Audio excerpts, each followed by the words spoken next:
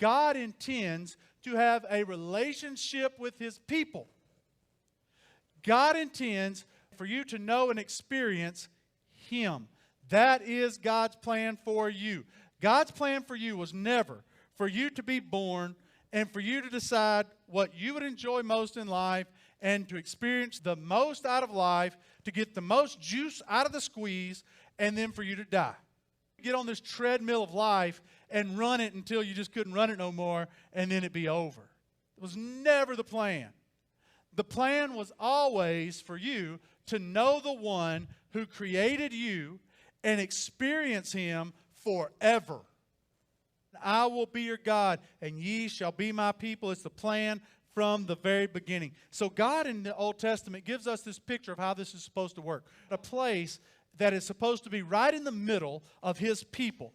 All of life, all of social order is supposed to revolve around this tent of meeting called a tabernacle. Exodus chapter 25, verse number 8, it says this, "And let them make me a sanctuary, that I may dwell among them." There was this beautiful picture of relationship with God inside that tabernacle and inside that temple. You had an altar, a brazen altar. That's where the sacrifice was offered for the people. And the priest would offer this atoning sacrifice for the people. On the other side of that was a laver where the priest would wash, this picture of holiness, this picture of cleansing. So you had the atoning sacrifice in the altar. You had this cleansing in the laver. On the other side of that, you had a tent inside of this outer court, what was referred to as the holy place. And in the holy place, you had the table of showbread. On one side, you had the golden lampstand on the other side, and you had the table of incense in front of the holiest of holies. The high priest would enter into the Holy of Holies on behalf of the people where the Ark of God resided, and he would minister there and offer this atoning sacrifice on this mercy seat where the presence of God rested. There's something very significant about the presence of God and the assembling together of His people revolving around what God is doing in His world. And it's beautiful. But the problem that so many people have is they stop at the sacrifice. You know, you would never see anything beautiful, really, inside the tent. You really never saw the beauty of it until you entered into the holy place.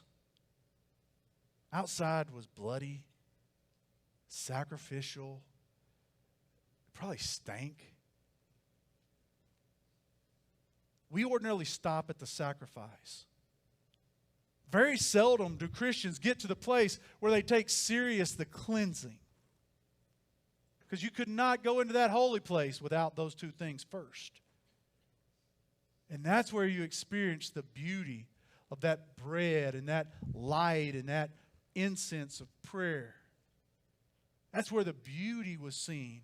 Inside the tapestry and the gold and the smell of frankincense and that feeling of peace, and then to enter from there to God's very presence. Do you see the process there? So the question is, where's God wanting to dwell with His people today?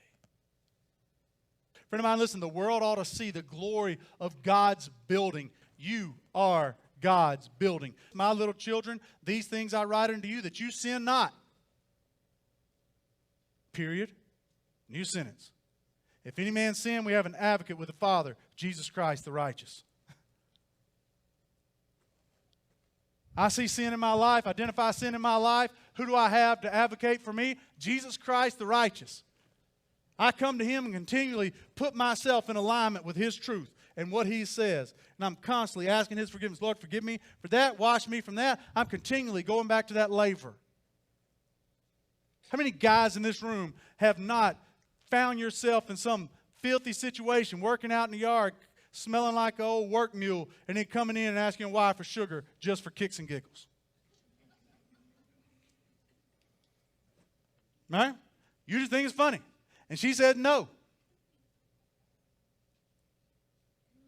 And we all laugh.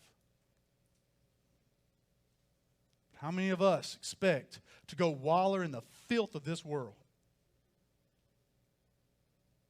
and then waltz right into God's presence on a daily basis?